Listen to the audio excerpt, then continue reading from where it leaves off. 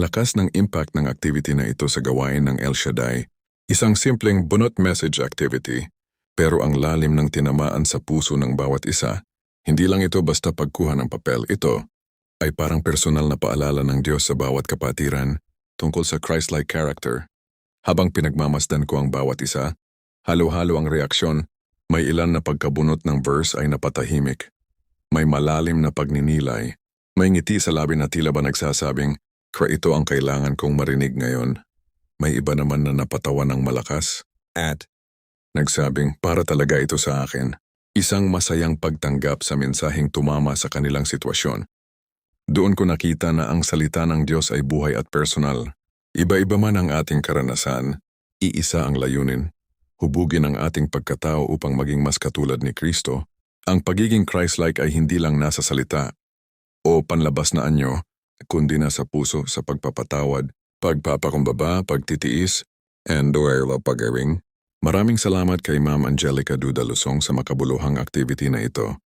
Hindi lamang ito naging bahagi ng programa, kundi naging instrumento upang paalalahanan tayong lahat na sa gitna ng ating magkakaibang pinagdaanan patuloy, tayong tinatawag na maging salamin ng karakter ni Kristo sa ating araw-araw na pamumuhay. Sa huli na pagtanto ko, minsan, isang maliit na papel na may nakasulat na mensahe ay maaaring maging malaking paalala ng Diyos para sa pagbabago ng puso. Amen po. To God be the highest glory, Bro Chito. At Taytay Rizal with Ricarte Prayer Group. Pinagpala ako ng Diyos, mga kapatid. Ang aking spiritual message, umiwas siya sa chismis. Lord, kung ano man chismis itong darating sa akin, hindi ko alam, Lord, kung yung bahala sa akin.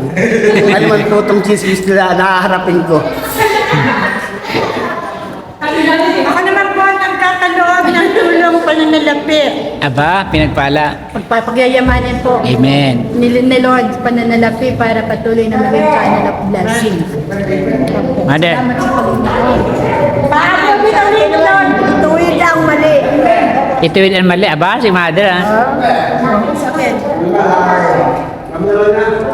Magpatawad sa nagkakasala. Aba. Patawarin mo na ako.